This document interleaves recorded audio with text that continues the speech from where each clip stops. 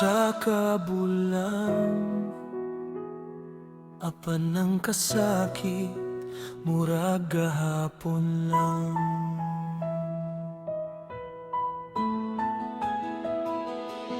Batang taas og danggo, puno sa paglaom, sa mataglakang nimo nagdanag ang kaugmaon. Ngunit sa isang iglap bigla kang nawala, nabili ng luha, mga damgoy natulala. Dili lang pamilya ang naghilak sa imong pagkawala. Mga higala tibuok nasod nagtuban sa kasubo. Sa matag kandila nga gisiga adunay usa ka pag-ampo, nga unta ang kamatuoran sa dilim madugay makita na. Usa na kabulan ng milabay, apa ng kasakit wala pa mahupay. Hangtod karon naghulat ang tanan sa tubag nga dugay nang gipangita. Asa na ang hustisya? Kanusa pa mo abot? Bakit hanggang ngayon wala pa rin masagot?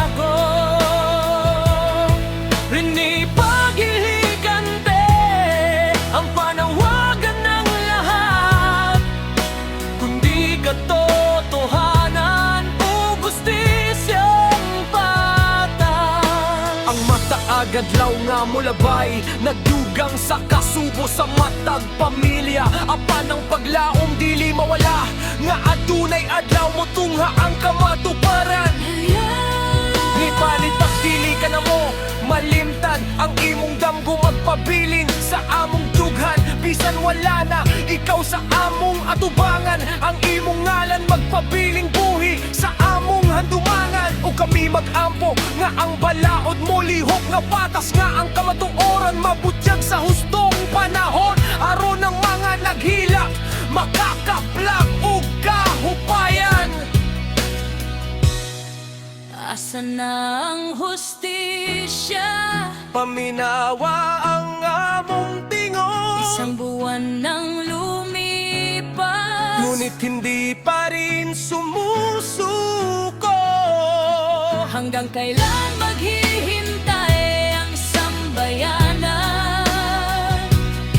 Hanggang kailan mananahimik ang katotohanan? Naway sa tagang panahon, manaig ang batas at ang katotohanan, ug ang hustisya mahatag sa husto. Aron ang imong handumanan, mahimong kahayag sa among kaugmaon.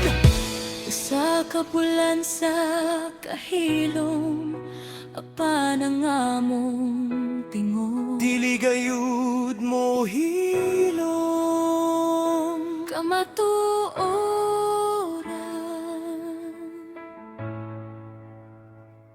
ug hustisya. alang kang Rene Bater Bonilla.